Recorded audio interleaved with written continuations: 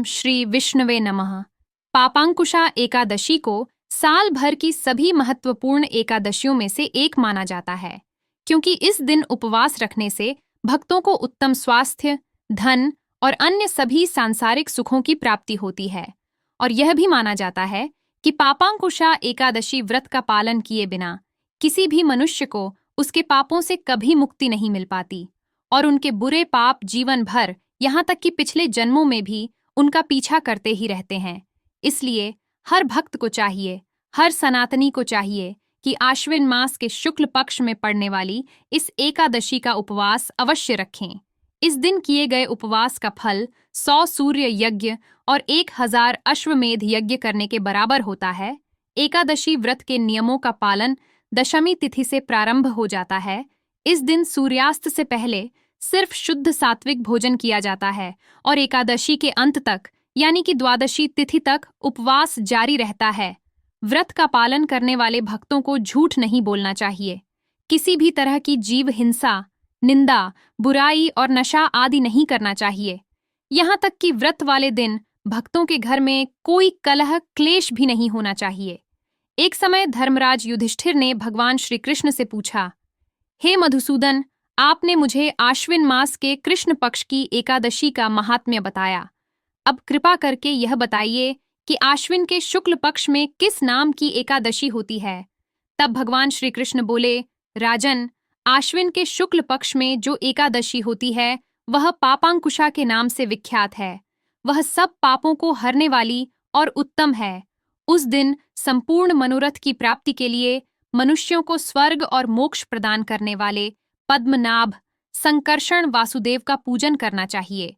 जितेंद्रिय मुनि चिरकाल तक कठोर तपस्या करके जिस फल को प्राप्त करता है, वही फल उस दिन भगवान गरुड़ध्वज को प्रणाम करने से ही मिल जाता है।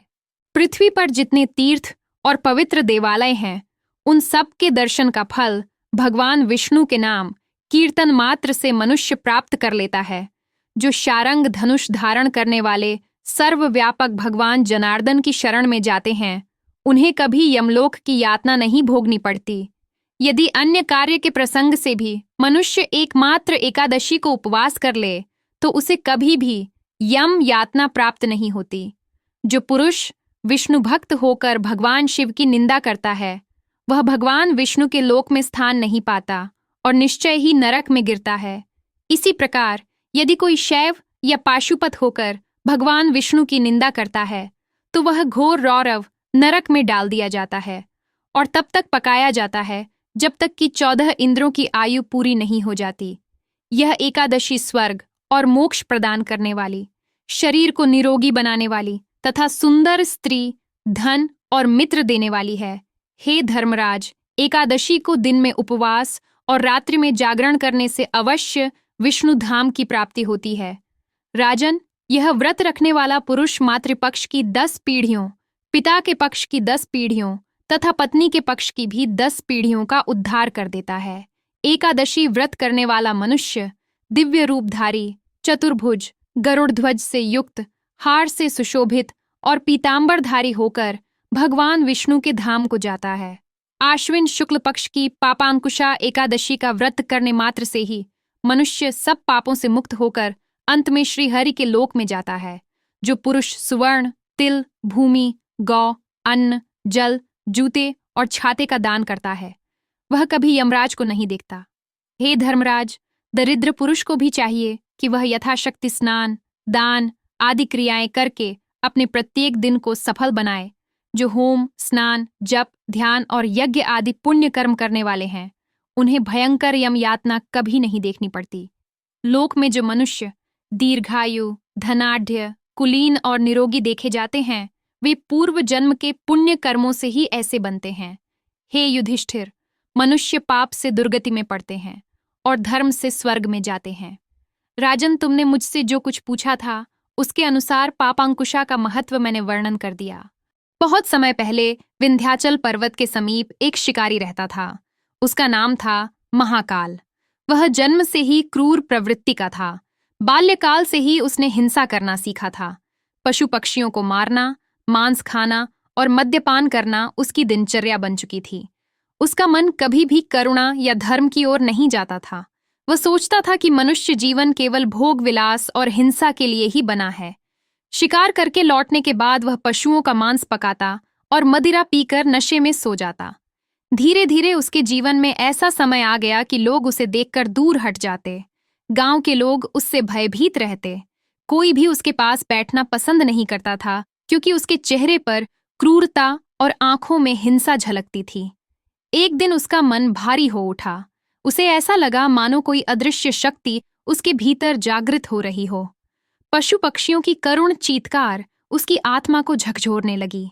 उसे रात में नींद नहीं आती, बुरे बुरे स्वप्न आने लगे। स्वप्न में वह देखता कि जिन प्राणियों की उसने हत्या की है वे सब उसका पीछा कर रहे हैं। कभी वह स्वयं जंगल में शेर चीते से घिर जाता, तो कभी नाग उसे डसने लगते।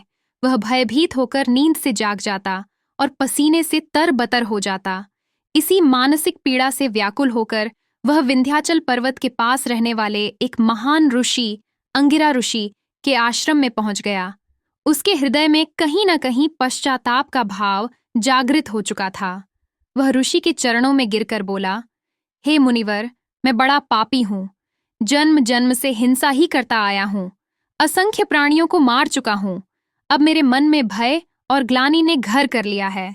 कृपा करके आप मुझे ऐसा उपाय बताइए जिससे मेरे पाप नष्ट हो सकें और मुझे शांति प्राप्त हो। अंगिरा ऋषि ने करुणा भरी दृष्टि से उसकी ओर देखा और कहा, वत्स, तुमने अवश्य घोर पाप किए हैं, किंतु मनुष्य जीवन में जब भी पश्चाताप और सुधार की भावना जागृत हो तब उसका उद्धार निश्चित है। सुनो, कार्तिक मास के शुक्ल पक्ष की एकादशी को पापांकुशा एकादशी कहा जाता है। इस दिन यदि कोई भी प्राणी सच्चे मन से उपवास करता है और भगवान विष्णु का ध्यान करता है तो उसके समस्त पाप नष्ट हो जाते हैं। तुम यह व्रत करो, निश्चित ही तुम्हें पापों से मुक्ति मिलेगी। ऋषि के वचनों ने उस शिकारी के हृदय को बदल दिया। उसने निश्चय किया कि वह अब हिंसा का मार्ग छोड़ देगा और धर्म के पथ पर चलेगा। जब पापांकुशा एकादशी का दिन आया तब उसने उपवास रखा। प्रातः स्नान करके स्वच्छ वस्त्र धारण किए, हाथ में गंगा जल लिया और प्रणाम करते हुए बोला, हे भगवान पद्मनाभ, हे विष्णु, मेरे द्वारा अब तक किए गए समस्त पापों का नाश कर दीजिए और मुझे धर्म मार्ग पर चलने की शक्ति प्रदान कीजिए। उस दिन उसने दिन भर उपवास किया, भगवान विष्णु के नाम का कीर्तन किया, फल और फूल अर्पित किए। रात्रि में उसने जागरण किया और भजन गाते हुए प्रभु का ध्यान करता रहा। कहते हैं कि उसी रात उसे स्वप्न में भगवान विष्णु का दिव्य दर्शन हुआ। भगवान शंख, चक्र, गदा और पद्म धारण किए हुए उसके सम्मुख प्रकट हुए और बोले, वत्स, आज से तुम्हारे समस्त पाप नष्ट हो गए। तुम्हारे हृदय में जो पश्चाताप है वही तुम्हारे उद्धार का कारण है। इस एकादशी के व्रत ने तुम्हें पाप बंधन से मुक्त कर दिया है। अब तुम धर्म का पालन करो और जीवन को सत्कर्मों में लगाओ। उस दिन से महाकाल का जीवन बदल गया। उसने हिंसा त्याग दी और आश्रम में रहकर तप, दान और भक्ति में जीवन व्यतीत किया। अंत समय में भगवान विष्णु के पार्षद आए और उसे दिव्य विमान में बिठाकर वैकुंठ धाम ले गए।